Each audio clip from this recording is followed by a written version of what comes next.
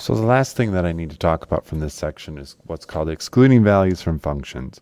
And what I've talked about up to this point is the fact that when you have a function, it can be whatever you want, and if you take and plug a value in, it's a matter of putting that value back into this function and getting some answer back. Okay? But there are certain instances where you take a number and you don't get an answer back. For instance, there are some functions that you can use where if you plug numbers in, they don't produce answers back in our number system. For example, if you're dealing with square roots, a square root function can't use negative numbers. So you can't be negative. Okay, there's also some other ones, but what this is talking about is if you have some function that's going to produce some sort of error, we talk about this as having some sort of problem when you plug some numbers in the domain. And this is what this example is. So this is kind of a problem that's saying, okay, is there a value that's going to produce a problem if you try and evaluate it for this function?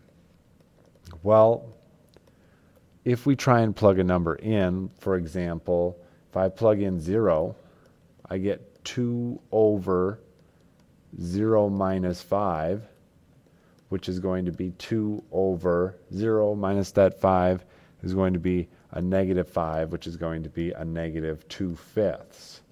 So that produced an answer.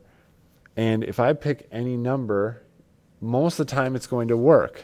And the one problem that you can think of, or that I think of when you look at this, is that you're taking and dividing some number by an expression. You're dividing 2 by some expression.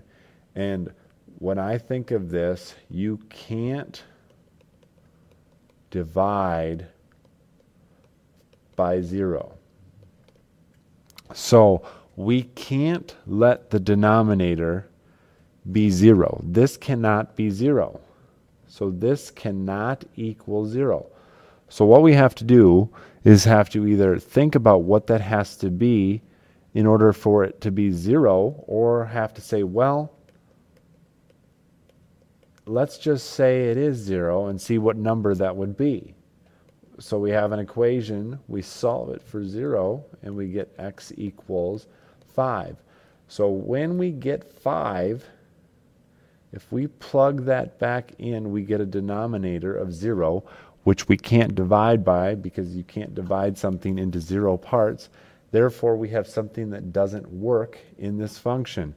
So 5 doesn't work in this function.